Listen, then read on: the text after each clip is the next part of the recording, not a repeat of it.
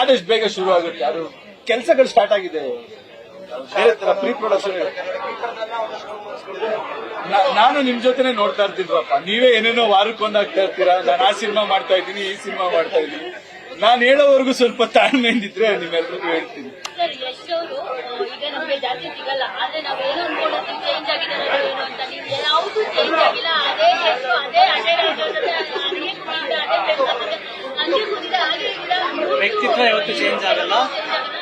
ಅದು ನಮಗೆ ತುಂಬಾ ಇಷ್ಟ ಆಯ್ತು ಸರ್. ನಾವ್ ಏನಕ್ಕೆ ಚೇಂಜ್ ಆಗಿಸಿ ವಿಷಯ ಇಲ್ಲದೆ ಸುಮ್ಮನೆ ಏನ್ ಮಾತಾಡಕ್ ಸಿಗ್ಲಿ ನಿಮ್ಗೆ? ಏನೋ ವಿಷಯ ಇರ್ಬೇಕು.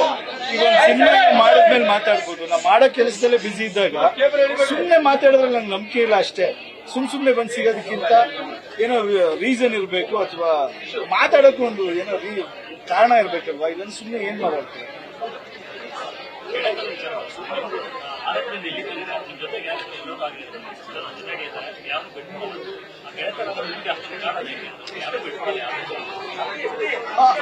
ಐ ಥಿಂಕ್ ಗೆಳೆತನ ಅನ್ನೋದು ಜೊತೆಗೆ ಬೆಳಿಬೇಕು. ಯಾವಾಗ ನಾನ್ ನಂಬೋದೇನಂದ್ರೆ, ಪ್ರೀತಿ ಇರುತ್ತೆ, ಬಟ್ ನೀವ್ ಜೊತೆಲೇ ಇದ್ದೀರಾ ಅಂದ್ರೆ ಅವರು ಜೊತೆಲಿ ಬೆಳೀತಾ ಇರ್ಬೇಕು. ಈಗ ಗೆಳೆತನ ಅನ್ನೋದು ನನ್ನ ಪ್ರಕಾರ ಒಂಥರ ಮ್ಯಾರಥಾನ್ ಓಡೋದಂಗಿದೆ.